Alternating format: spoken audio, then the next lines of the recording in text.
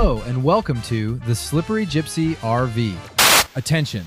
Due to severe levels of laziness after driving, filming, and editing this entire trip, management has made the executive decision that Mitch will not be doing the voiceover himself. A substitute narrator has been called in. We apologize for any increase in professionalism. This time round, we're pointing the big Class A east, around 10,000 kilometers, a month off work. Perth to the southeast and back again. Across the Nullarbor, below Port Augusta, into the Grampians, the Otways, and the Victorian High Country. Long highway days, fuel stops, coast roads, forest sections, mountain climbs, cold mornings, and a whole lot of country in between. For this trip, we had a new addition to the fleet, a small Jeep Wrangler 4x4, also known as Lil Stubby. The plan was simple enough. Set it up to flat tow behind Big Whinnie and make it part of the East Coast mission. Getting there, though, was not quite so simple. In the lead up to departure, getting the flat tow setup sorted turned into a mission of its own. There was plenty of conflicting information, especially around licensing in Western Australia.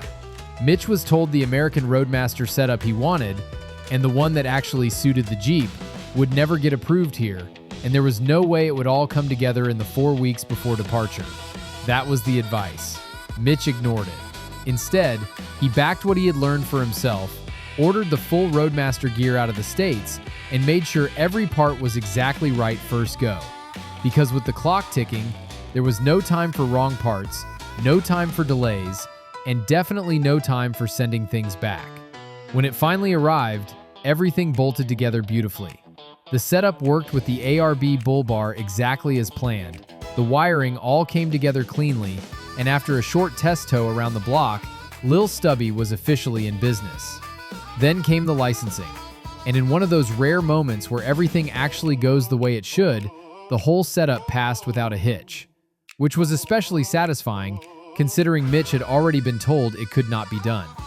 As it turned out, not only was it approved, but the people at the licensing center said it was one of the best flat tow setups they had seen. So after all the doubt, all the stuffing around, and all the last-minute pressure, Lil Stubby was ready to roll. And just like that, the fleet got a whole lot more capable. Before we left, Big Whinnie got the proper pre-trip treatment. Fresh tires, fresh oil, fresh filters, fresh coolant. All the boring stuff that suddenly matters a lot when you're about to send a 34-foot Class A across Australia. The plan was to have everything sorted early. Naturally, that lasted about 5 minutes. She went into a workshop for a few jobs, came back with most of them still unresolved. And some fresh panel damage she definitely didn't leave home with. Lovely. So instead of relaxing before the trip, the countdown turned into quotes, repairs, awkward conversations, and watching the departure date charge toward us like a B-double with no brakes. 5 weeks sounds like plenty, until your bus needs fixing, your Jeep still needs setting up, and the whole East Coast run is hanging off everyone else getting their act together. But the main service work was done, the clock was ticking, and one way or another, we were pointing east. Then, just like that, it was day one. Time to point the big girl east and send it across the paddock. We rolled out of Perth around 7:30 in the morning, picked up the Great Eastern Highway, and settled into the first proper leg of the run. The city faded out behind us, the road opened up, and Western Australia started doing what it does best, stretching the distance out in front of you. Long highway, red dirt, wheat belt towns, goldfields country. The kind of first day that is not about sightseeing. It is about getting clear of home and putting real kilometres under the tyres. By the time we pulled into Lake Cowan, just outside Norseman, we had covered around 750 kilometres. Nothing fancy, just a good, practical pull-up off the highway with enough room to park the whole rig, leave Lil Stubby hooked up, and be ready to roll again in the morning. That was the job for day one. Get moving, settle into the rhythm, put Perth well behind us. And with the first big leg done, the East Coast run was properly underway.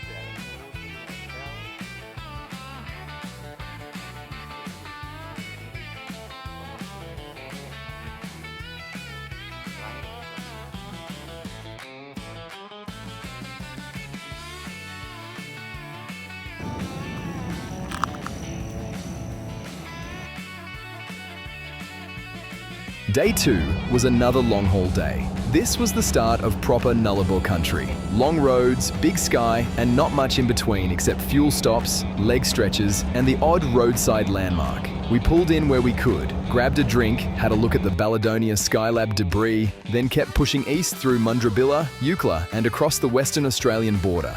By the end of the day, we had covered around 850 kilometres and pulled up at 13k peg for the night. Nothing fancy. Just a simple roadside stop, enough room to get off the highway, stay hooked up, shut it down, and be ready for the next big day. The trip was starting to feel real now. We were properly crossing the paddock. Once again, we were back on the road for another long-haul day. This leg took us from 13k peg, just over the WASA border, around 700 kilometres east to Wooddinna.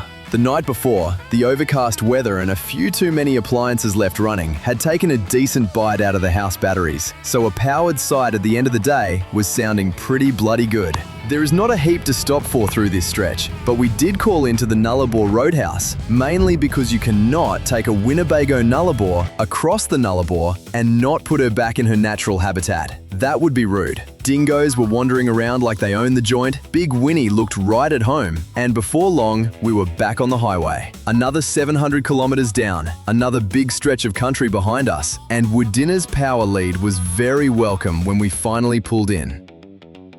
By this point, the Big Whinnie and Lil Stubby combination had well and truly proven itself. The Jeep tracked beautifully, the coach was cruising easily, and after 3 solid days of crossing the paddock, there had not been a single drama from the whole rig. All the planning, servicing, towing setup, and last-minute stress before departure was paying off exactly as hoped. After an overnight stop at the Wooddinna Showgrounds, the batteries were topped back up, the heaters had kept things comfortable through the night, and we were ready for the final, shorter leg after the big Nullarbor push. Only around 450 kilometres this time, heading down to Port Broughton. And after nearly 2,300 kilometres in 3 days, knowing we had 2 nights booked there felt very welcome. A chance to sleep in, slow down, reset, and properly take a breath after crossing the country's long western shoulder.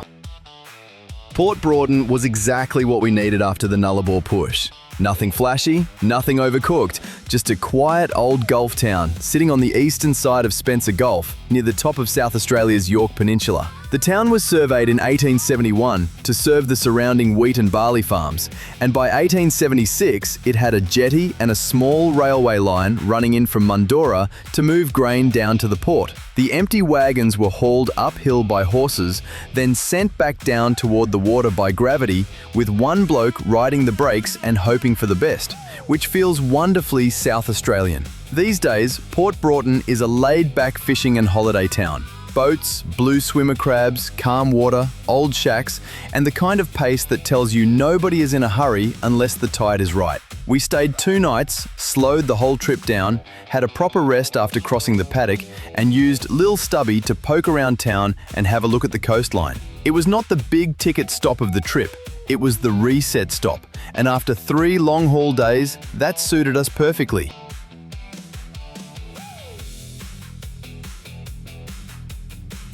Port Broughton sits near the northern tip of South Australia's York Peninsula, tucked into the eastern side of Spencer Gulf, on a sheltered inlet known as Mundora Arm. From the air, the whole place makes sense. Low, flat Gulf country, calm, shallow water, tidal flats, seagrass beds, mangrove edges, and open farming land stretching quietly inland behind the town. It is not a dramatic coastline of cliffs and surf. It is softer than that. A working Gulf landscape, shaped by tides, boats, fishing, grain country, and the slow rhythm of a town that has never needed to shout. That setting is exactly why Port Broughton formed here in the first place. A protected piece of coast, close to inland farming country, with enough water access to become a proper little port town in the 1870s. Today, the old port has settled into a peaceful fishing and holiday town, known for boats, crabbing, quiet foreshore walks, and the kind of stillness that feels very welcome after crossing half the country. The old hotel is still there, the jetty still reaches into the Gulf, and from above, Port Broughton still looks exactly like what it has always been. A small South Australian town living neatly between the land and the water. Next stop was Rapid Bay, down on the Fleurieu Peninsula, south of Adelaide. Only around 300 kilometres for the day, which felt almost lazy after the long-haul Nullarbor legs. But first, we had to deal with something Big Whinnie had not faced on this trip yet, a proper city crossing. Morning peak hour traffic through Adelaide, 34 feet of Class A up front, Lil Stubby swinging along behind, and plenty of lanes, lights, and impatient little cars doing their best to make it interesting. The suburbs gave way to rolling country. The roads started climbing, and Big Whinnie was working her way into the hills of the Fleurieu Peninsula. After days of straight roads and open country, the trip was starting to change shape. Rapid Bay had one last surprise waiting for us. The campground sits right down on the beach, and the road into it drops off in a long, steep grade that caught us a little more off guard than it should have. Let's just say Big Whinnie's brakes earned their keep on the way down.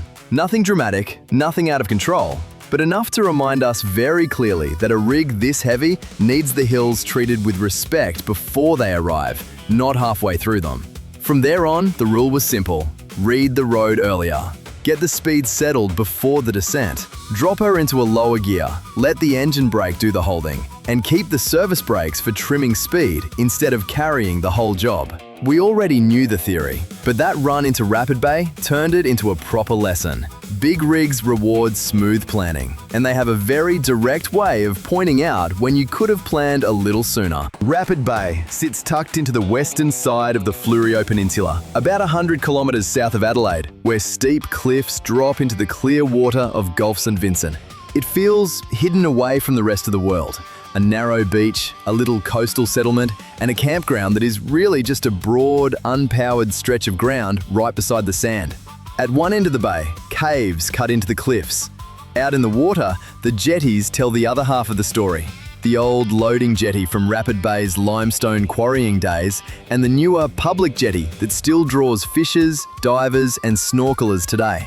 It is rugged, simple, and a bit weather-beaten, which is exactly what gives the place its charm.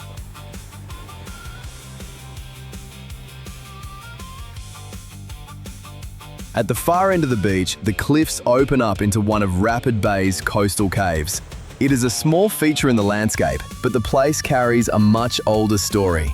In the Chilbrookie dreaming, a cave at Rapid Bay is part of the ancestral journey through this coast, tying the bay into one of the most important Aboriginal storylines of the southern Fleurieu. Standing there with the sea behind you and the cliffs wrapped around the beach, it is easy to see why this little pocket of coastline has held people's attention for a very long time. Rapid Bay has far more history than its quiet little beachside campground first lets on. Long before Europeans arrived, this coast held deep Aboriginal significance, tied to the Chilbrookie dreaming and the older cultural landscape of the southern Fleurieu Peninsula. The bay later entered South Australia's colonial story in 1836, when Colonel William Light made his first mainland landing here while searching for a site for the new colony. The bay was named after his survey brig, the Rapid, and for a short time, Light even considered this coastline as a possible location for the capital before turning his attention north toward Adelaide. For decades after that, Rapid Bay stayed small and remote. Then, in the late 1930s, everything changed. BHP built a company town here, along with a quarry, loading jetty and power line to extract limestone from the cliffs above the bay. Quarrying began in 1942, and that stone was shipped out as industrial flux for steelmaking at Whyalla, Newcastle and Port Kembla. That is why Rapid Bay looks the way it does today. The old quarry scars in the hills, the industrial jetty remains, the little settlement tucked below the cliffs, and the beach sitting in the middle of it all. Now the heavy industry has mostly faded back, and Rapid Bay is known more for camping, fishing,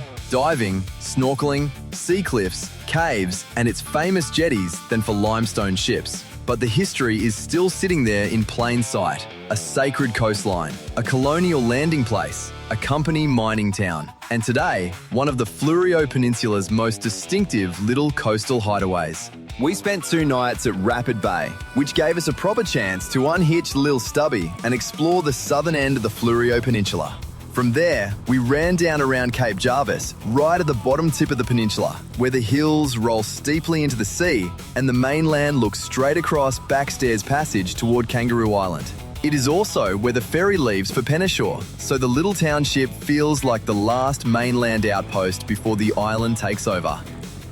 That whole southern Fleurieu corner is far more rugged than you expect. Winding roads, heavy green hills, sharp coastal drops, little bays, waterfalls hidden back in the gullies, and wild stretches of country around places like Deep Creek National Park, where the coast runs high and rough above the water. So with Big Whinnie parked up by the bay, Lil Stubby finally got to do exactly what she came for. Darting around the back roads, chasing waterfalls, nosing into coastal lookouts, and helping us properly explore the bottom edge of the peninsula. After 2 windy, grey days on the coast, we were more than ready to point the nose inland and start working our way toward the Grampians. Rather than push it all in one go, we split the leg over 2 nights. The first run was around 550 kilometres to the Mount Gambier showgrounds, right in town, and a handy base for a quick afternoon look around. So we parked Big Whinnie, jumped in Lil Stubby, and went exploring, out past the famous Umfeston sinkhole and a few of Mount Gambier's other odd little volcanic landmarks before calling it a night. Mount Gambier is a strange little place. The whole town sits on limestone country, slowly carved out underground by water over thousands of years. As those hidden caves and chambers collapsed, they left behind the sinkholes scattered through town, including the famous Umfeston sinkhole. Add in the old volcanic craters nearby, and Mount Gambier ends up with a landscape shaped by both fire above ground and water underneath it. Which is why an ordinary regional town can suddenly have a giant hole in the earth right beside the road. On the way toward the Grampians, we made a stop in Hamilton at Campe's Motor Museum. And this turned out to be one of those places you nearly miss, but are very glad you didn't. We pulled up to a locked door, found a note saying to call the number, and 10 minutes later, an older bloke arrived, unlocked the place, and gave us the full private tour. No crowds, no polished tourist routine, just one man who knew the collection, knew the stories, and still cared enough to keep it all alive. Inside was a proper mixed shed of motoring history. Old cars, vintage coaches, buses, motorcycles, signs, workshop pieces, and all sorts of transport memorabilia gathered over a lifetime. The collection came from the Campe family, who ran a coach business and spent years saving vehicles and machinery that would otherwise have disappeared. One of the best stories was the old Clipper coach that had been converted into a motorhome and taken touring around Tasmania. A big old bus turned into a travelling home long before that sort of thing became trendy. As the original owner got older, he decided the collection needed to be cleaned up, protected, and displayed properly, rather than left hidden away at home. And that is what the museum became. Not just a building full of old machines, but a lifetime of collecting, still being looked after by people who genuinely care about it.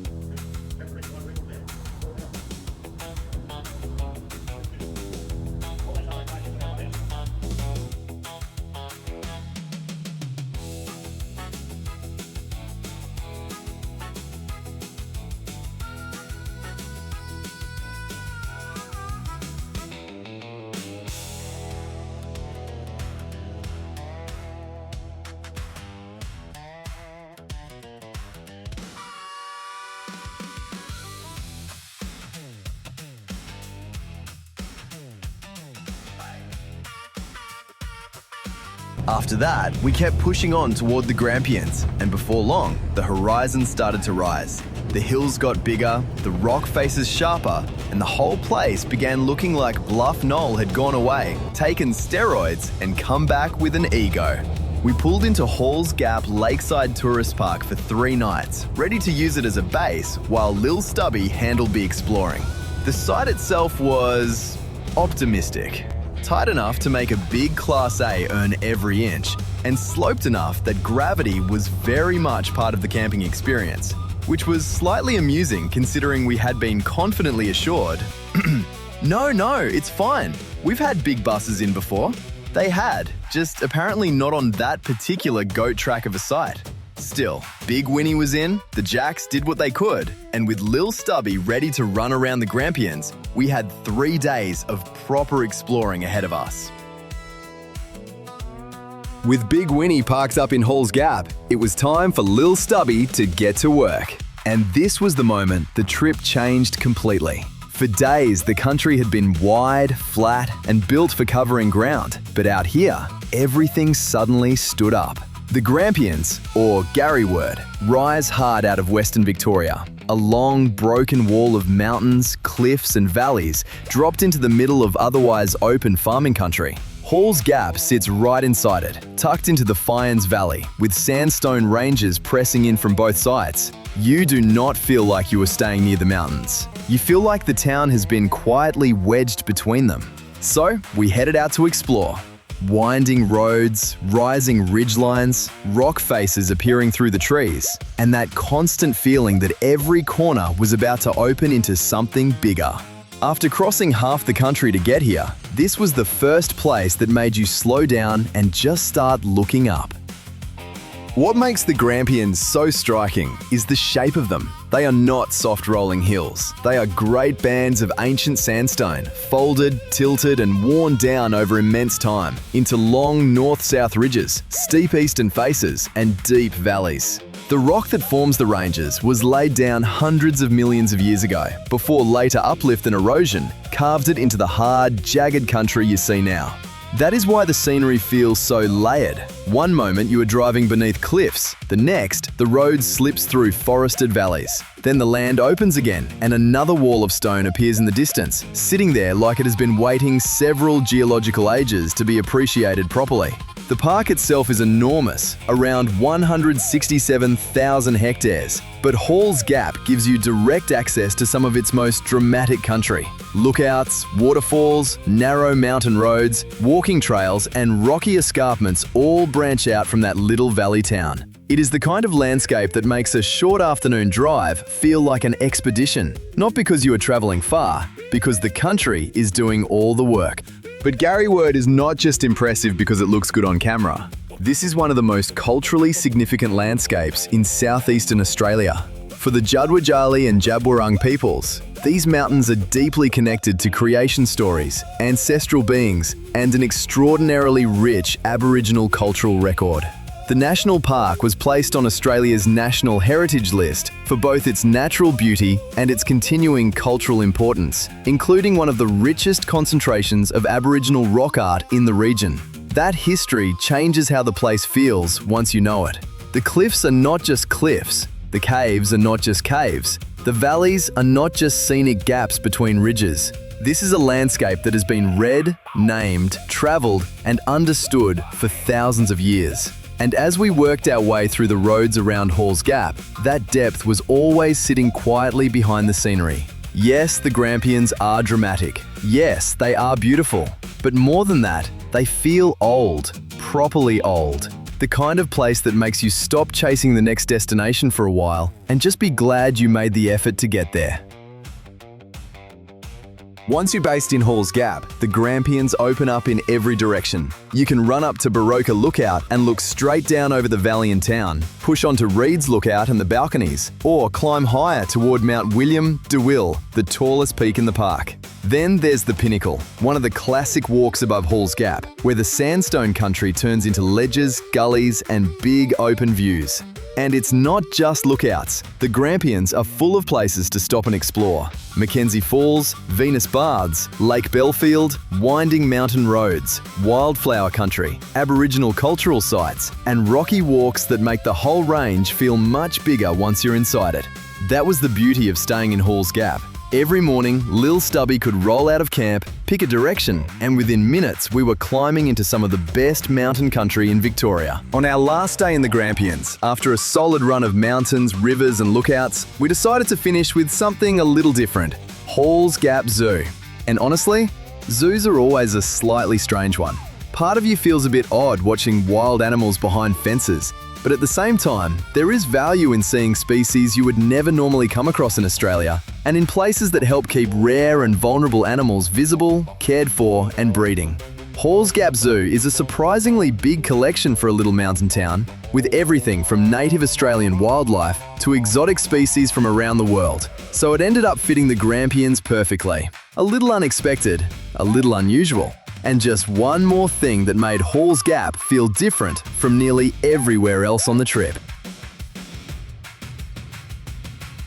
There is a surprisingly serious collection in there too. Giraffes, cheetahs, southern white rhinos, red pandas, meerkats, lemurs, monkeys, otters, Tasmanian devils, dingoes, wombats, crocodiles, alligators, giant snakes, and more birds than you can keep track of. For a small mountain town tucked into the Grampians, it was a pretty unexpected little detour.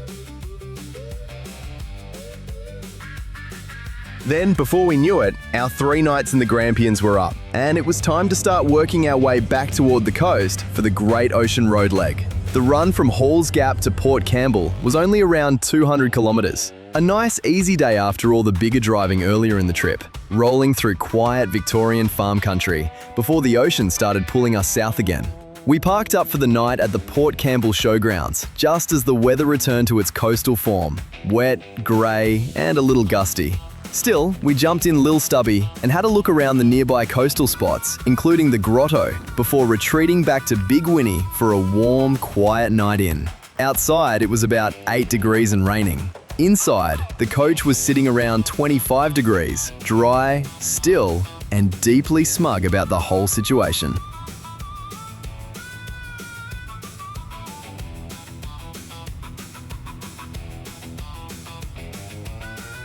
The next morning, we hooked Lil Stubby back on and started the Great Ocean Road leg properly, with Lockhart Gorge only about 10 kilometres from Port Campbell. And this is no ordinary coastal lookout. Lockhart Gorge sits on Victoria's infamous Shipwreck Coast, carved into soft limestone by the Southern Ocean, and named after the clipper Lockhart, which wrecked just offshore in 1878 while nearing the end of its voyage from England to Melbourne. Of the 54 people aboard, only 2 survived. Young apprentice sailor Tom Pearce and passenger Eva Carmichael, both washing into the gorge that now carries the ship's name.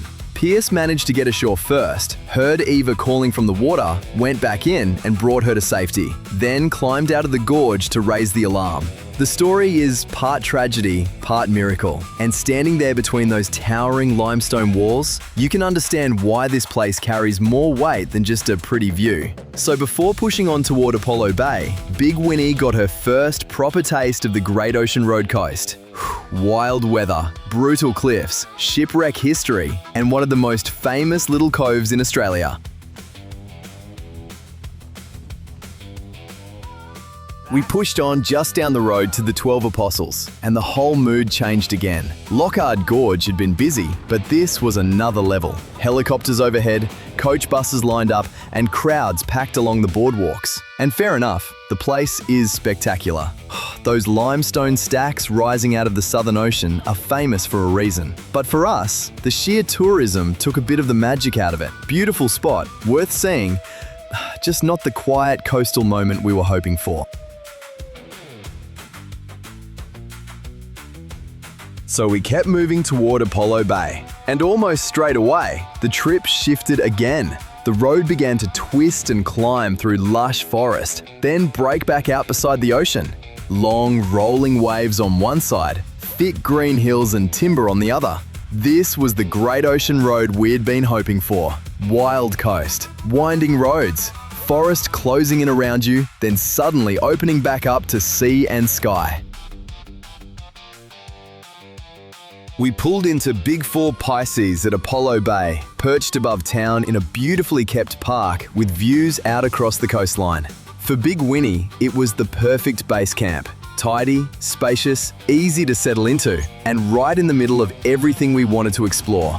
And finally, the weather had turned. The grey had lifted, the coast was glowing, and we were ready to get out and properly see what this place was about. At the time, we did not know it yet, but Apollo Bay and the surrounding Otways were about to become one of our favourite parts of the entire trip.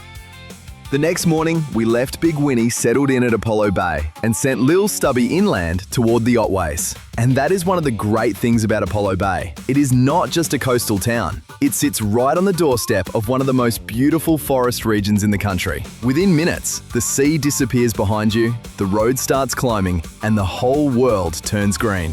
The Otways are a low coastal mountain range, but they hold an incredible amount of character. Wet gullies, steep ridgelines, deep creeks, hidden waterfalls, towering gums, and pockets of cool, temperate rainforest that feel far older than the road cutting through them. After the open coast and the big highway days, this was a completely different kind of travel. Slower, closer, more curious. Exactly what Lil Stubby was brought along for. The forest itself is the star of the show. In the wetter gullies, the Otways shift into true temperate rainforest. Myrtle beech, blackwood, moss-covered logs, soft fern gullies, and huge tree ferns crowding the creeks like something out of another age. In other places, giant mountain ash reach upward through the mist, among the tallest flowering trees on Earth, with the whole forest floor layered in fallen bark, fungi, leaf litter, and damp old timber. This is why the Otways feels so alive. Everything drips, grows, rots, regrows, and folds back into itself. It is not tidy bushland. It is thick, wet, tangled country. The sort of forest that makes you roll the windows down, slow the Jeep right up, and forget completely that the ocean is only a short drive behind you. And where there is that much rain, steep country and dense forest, there are waterfalls everywhere. The Otways are scattered with them. Hopetoun Falls, Triplet Falls, Beecham Falls, Erskine Falls. Water dropping through rainforest gullies, over dark rock walls, and down into fern-lined creeks that look like they've been hiding there forever. But the forest has a much deeper story than tourism brochures and walking tracks. This is ancient country, strongly connected to the Aboriginal peoples of the Otway region, including the Gudubanud, whose country covered the rainforest plateau and rugged Cape Otway coastline. European settlers later pushed into these forests for timber. Logging grew heavily through the late 19th and 20th centuries, with large areas of old-growth forest cut over, before the surviving pockets were finally protected and the Great Otway National Park was formed in the early 2000s. That history is part of what makes the place hit so hard now. You're not just looking at pretty forest, you're looking at what survived. And the deeper we wandered into the Otways, the more obvious it became. Apollo Bay was not just a good stop on the Great Ocean Road, it was a base camp for somewhere genuinely special. The Otway Redwoods are one of the strangest and most beautiful surprises hidden in the forest. Tucked away in the Air Valley near Beach Forest, this grove of Californian coast redwoods was planted in 1936 by the Forests Commission Victoria as part of an experimental plantation program. They were testing different conifer species to see what might grow in the cool, wet Otways, and the redwoods clearly took the assignment personally. At first, they were slow to establish, but over time, they surged upward. Today, many stand more than 60 meters tall, their straight trunks rising out of the ferny valley floor like something imported from another continent. And that is exactly what makes the place feel so unreal. You are deep in an Australian rainforest. Damp gullies, mountain ash, tree ferns, moss and blackwood. Then, suddenly, you step into this silent cathedral of towering American redwoods, planted in perfect old forestry rows nearly a century ago. It is not ancient in the way the surrounding rainforest is ancient, but it has become its own kind of landmark, a living experiment that outgrew its original purpose and turned into one of the most memorable places in the Otways.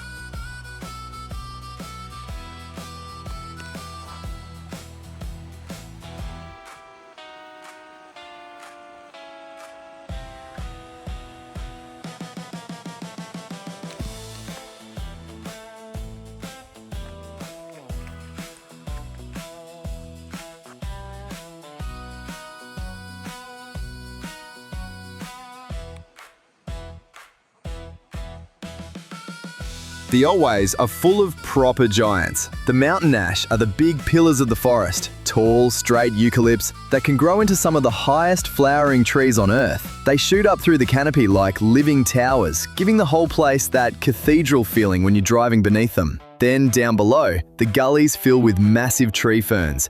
Their shaggy trunks and wide green crowns soften the forest floor, crowd the creeks, and make the place feel almost prehistoric. In the wetter Otway rainforest pockets, tree ferns grow alongside moss, blackwood, and myrtle beech, creating that thick, damp, ancient look that makes the forest feel so different from anywhere else on the trip.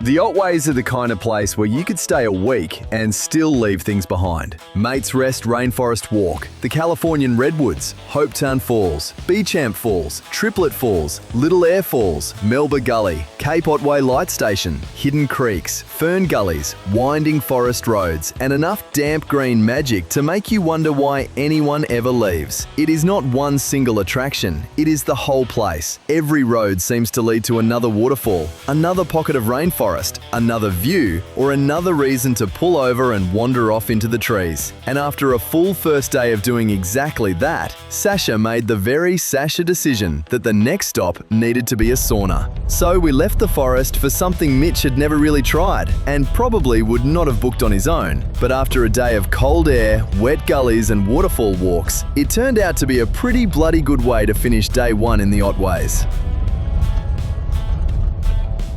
The next morning, with the sun finally shining, there was only one sensible plan: straight back into the Otways. And in good weather, the place became even more ridiculous. The forest roads wound through towering gums and thick fern gullies, with certain stretches looking almost too perfect to be real, like someone had built them specifically for a scenic driving montage. This time, we pushed further east toward Lorne, exploring another side of the Otways before dropping back down onto the Great Ocean Road. And that was the magic of this whole area. One minute, you are buried deep in cool rainforest, surrounded by ferns, waterfalls, and mountain ash. The next, you are rolling along the coast with blue water, open beaches, and cliffs running beside you. Forest and ocean sitting side by side. That mix, the roads, the weather, the atmosphere of the place, it all just landed perfectly. Apollo Bay and the Otways were quickly becoming one of the real highlights of the trip. One of the things that makes the Otways feel so alive is the water. It seems like every bend in the road crosses another creek, every gully has its own little run of water, and every patch of steep rainforest is feeding something downhill. That is because the Otways are a wet coastal mountain range, sitting right in the path of Southern Ocean weather. Rain hits the high forest country, gathers in steep gullies, then spills downhill through a maze of creeks, tributaries, and short, fast rivers on their way back to the sea. Around Apollo Bay, rivers like the Barham, Ayr, Wye, and St George all begin up in the ranges, then drop hard through forest country toward Bass Strait. Some lose hundreds of meters of elevation in only a handful of kilometers, which is why this landscape is so full of cascades, carved valleys, and waterfalls.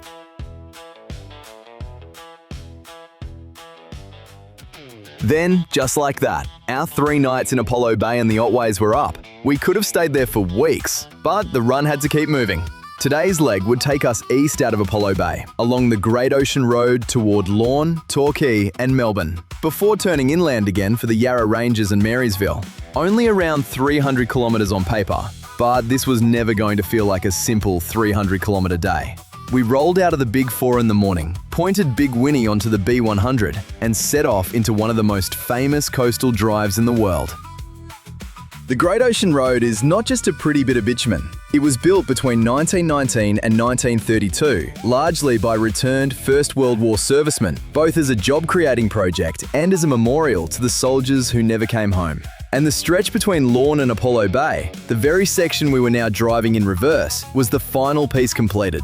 Back then, this coastline was remote, steep, and difficult to reach. The road was cut through dense bush and carved along cliffs mostly by hand, with picks, shovels, explosives, and an impressive tolerance for risk. Today, it is one of Australia's great scenic roads. In a 34-foot Class A with a Jeep behind it, it also keeps you fairly awake.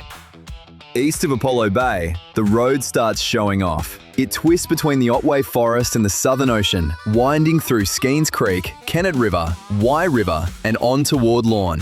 One side is rock walls, trees, and steep hillside. The other is open coastline, long rolling surf, and very little room for sloppy driving. In a car, it would be beautiful. In Big Whinnie, it was beautiful. With consequences. Tight corners, blind bends, narrow sections, buses coming the other way, and plenty of moments where you quietly thank the mirrors for doing their job. But this is exactly why the drive became one of the highlights of the trip. Not because it was easy, because it felt like a real drive. A big Class A working its way along one of Australia's most spectacular roads. Every bend opening into another view, another cliff, another stretch of ocean. Scenic, sketchy, unforgettable. The Great Ocean Road had properly begun.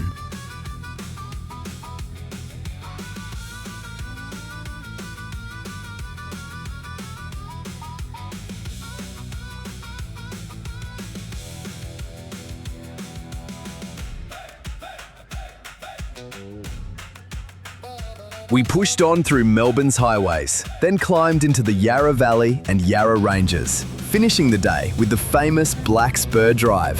In a little car, it would be a beautiful forest cruise. In Big Whinnie, with Lil Stubby behind, it was a bit more of an event. Steep grades, tight winding corners, towering trees, and possibly the occasional queue of traffic politely learning patience behind us. But hey, we were on holiday. We stayed 2 nights in Marysville, a beautiful little mountain town that looked even better in autumn, with orange and gold leaves scattered through the streets and forest all around it. We spent the next day slowing down, exploring the local area, and taking in the waterfalls, gardens, and quiet Alpine feel of the place. It is a gorgeous town now, but it carries a heavy story. Marysville was almost completely destroyed in the 2009 Black Saturday bushfires. And what stands there today is a town that had to rebuild itself from the ground up. Beautiful, peaceful, and far more meaningful once you know what it has come through. After 2 nights in Marysville, we packed up and pushed on toward Broughton, deeper into Victoria's High Country. Only around 300 kilometres for the day, but somewhere along the way, a sign appeared for Glenrowan. And when you are passing the town where Ned Kelly made his last stand, you do not just keep driving. So we peeled off the highway for a quick look around to walk through a little piece of Australian bushranger history before continuing on toward Broughton. Broughton ended up being one of the truly special stops of the whole trip, partly because we knew it was the last proper scenic base before the long run toward home, but mostly because the place was just beautiful. Broughton sits in northeast Victoria, at the upper end of the Ovens Valley, wrapped in river flats, forested hills, and the first serious rise of the Victorian Alps. Around it are some of the biggest names in the high country: Mount Buffalo to the west, Mount Feathertop and Mount Hotham to the southeast, and Mount Bogong, Victoria's highest peak, not far beyond. It is not just a pretty town near the mountains, it is a gateway into a huge alpine world. Broughton began as Morses Creek during the Gold Rush era, when the wider Ovens and Buckland valleys were drawing miners into the district. It was renamed Broughton in 1861, and while the goldfield years faded, the town found a second life in tourism, scenery, and seasonal beauty. Today it is famous for its autumn colour, with European trees turning the streets gold, orange and red, while the mountains behind it stay dark and rugged. In summer, the rivers and shaded parks fill with people. In winter, the surrounding alpine country takes on snow, ski traffic, and a completely different personality. That was the thing about Broughton. It felt like somewhere you could return to over and over and never really get the same place twice. Autumn made it soft and glowing. Summer would make it lively and riverbound. Winter would turn the whole region alpine. And with places like Mount Buffalo National Park, Porapunka, Wandillagong, Harrietville, and the Great Alpine Road all branching out around it, we could have spent months exploring and still left things unseen. So we took Lil Stubby everywhere we could, through the valley roads, along the rivers, up toward the mountains, past wildlife in the paddocks and forest edges, and through a town that felt like it had been purpose-built for autumn road trips. Broughton was calm, colourful, surrounded by serious country, and by the time we settled in there, it already felt like one of the places we would talk about long after the trip was over. We spent our time in Broughton doing a bit of both, exploring as much of the surrounding high country as we could, while also slowing down enough to actually enjoy being there. Mountains, rivers, forest roads, autumn colour, quiet little towns, and big alpine country in every direction. It was the sort of place where you could spend the morning chasing lookouts and waterfalls, then come back in the afternoon, sit by the river, and feel like you had done the day properly. Bright had that rare mix of adventure and calm. There was always another mountain road to follow, another valley to wander into, another patch of forest worth pulling over for. But the town itself made you want to stop rushing. Along with the Otways, this became one of our favourite parts of the entire trip. Different scenery, same feeling. A place that made all the kilometres getting there feel completely worth it. One of the best runs we did from Bright was taking Lil Stubby up into the high country toward Falls Creek. For two people from flat old Western Australia, it felt almost strange. Climbing higher and higher through the mountains, then suddenly rolling into a proper alpine ski village with chairlifts, ski runs, and snowfield infrastructure spread across the slopes, like we had somehow left Australia for a minute. Falls Creek sits high in the Victorian Alps, with the village around 1,600 metres above sea level, and the ski terrain rising above it toward almost 1,800 metres. Nearby Mount Mackay climbs to about 1,849 metres, one of the highest points in the area and known for being Australia's highest publicly drivable point in the warmer months. In winter, this whole place becomes one of Victoria's major snow resorts. In autumn, with no snow on the runs, it had a completely different feel. Empty chairlifts, open mountain faces, cold, clear air, and huge views across the surrounding alpine country. It was one of those moments that really drove home how far the trip had taken us. A few weeks earlier, we were leaving Perth and staring down the Nullarbor. Now we were driving a little Jeep up the face of a Victorian snow mountain, wandering through ski fields and looking out over country that could not feel more different from home.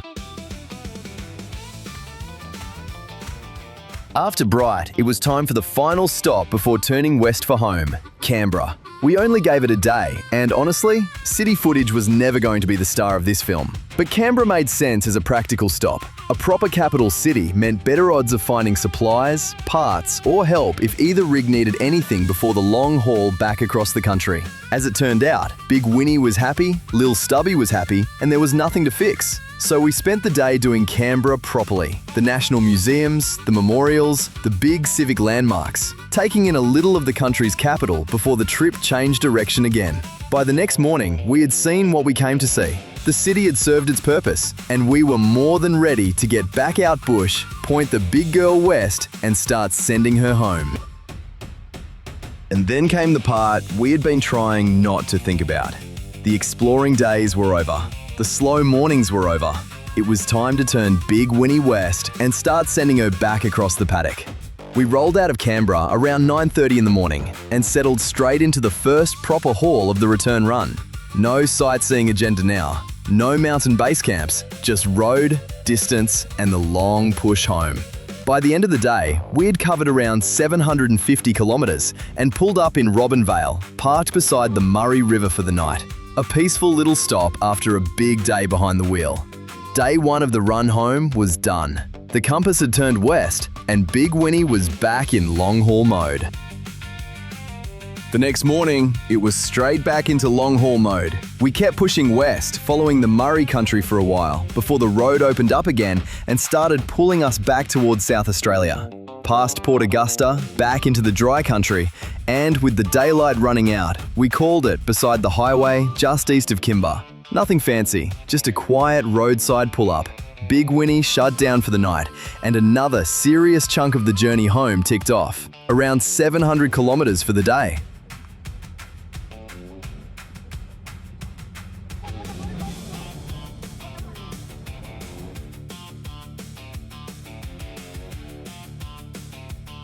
The next day, we pushed deeper into the Nullarbor again, knocking over around 850 kilometres before pulling up for the night at one of the cliff lookouts, about 90 kilometres east of the WASA border. And for one of the final nights of the trip, it could not have been a better place to stop. No caravan park, no noise, no lights, just Big Whinnie sitting quietly above the Southern Ocean, the cliffs falling away beneath us, and that endless Nullarbor horizon stretching out behind. It was beautiful in a way that is hard to explain. Harsh, open, almost empty, but completely breathtaking. After everything we had crossed, seen, and done together, it felt like the right place to stop, look back for a minute, and properly take it in. The southeast was behind us, home was getting closer. And out there on the edge of the continent, the scale of the whole trip finally started to sink in. The next day was the biggest drive of the trip. From the cliffs of the Bight, we pointed Big Whinnie west and just kept rolling. Back across the border, through the long, empty stretches, past roadhouses we now knew from the way over, and all the way to Norseman again. Close to 1,000 kilometres for the day. A serious haul, but by this stage, the rhythm was well and truly set. Big Whinnie was in her element. Lil Stubby was still following faithfully behind, and home was starting to feel properly close. After one last night on the road, the final day back to Perth felt easy by comparison. The road was familiar again, the kilometres counted down, and before long, after a month away and roughly 10,000 kilometres of Australia under the tyres, the Slippery Gypsy rolled home. And just like that, the East Coast run was over. A month on the road, roughly 10,000 kilometres, Western Australia to the southeast, and all the way back again. Across the Nullarbor, down the South Australian coast, through the Grampians, into the Otways, along the Great Ocean Road, up through the Yarra Ranges, into Broughton, the Victorian High Country, Canberra, and then the long run west for home. It was a lot of road, but more than that, it was a proper test of the whole idea. Big Whinnie proved exactly why she exists. Long days, changing country, coast roads, mountain grades, city traffic, roadside camps, powered parks, cold nights, tight sights, and wide open highway. She handled it all with the calm confidence of a real long-distance touring rig. Lil Stubby proved her place too. The little Jeep went from last-minute addition to one of the smartest moves of the entire trip, opening up forests, waterfalls, mountain roads, and towns that simply would not have been the same without her. And for us, the trip made a few things very clear. The Otways was special. Broughton was special. The High Country deserves a return mission of its own. The Southeast has far more left in it than we could ever fit into 1 month. But the biggest takeaway was simpler than that. The plan worked. The rig worked. The road suited us. And somewhere between the Nullarbor cliffs, the rainforest gullies, the Alpine roads, and those long, quiet days behind the wheel, the next chapter of the Slippery Gypsy RV got a whole lot clearer. This was not a once-off. This was proof of concept. There is still a lot of Australia left to cross, a lot of country left to see, and a lot more road waiting out there. So for now, Big Whinnie gets washed, serviced, tucked back in at home. But not for too long, because rigs like this were never built to sit still.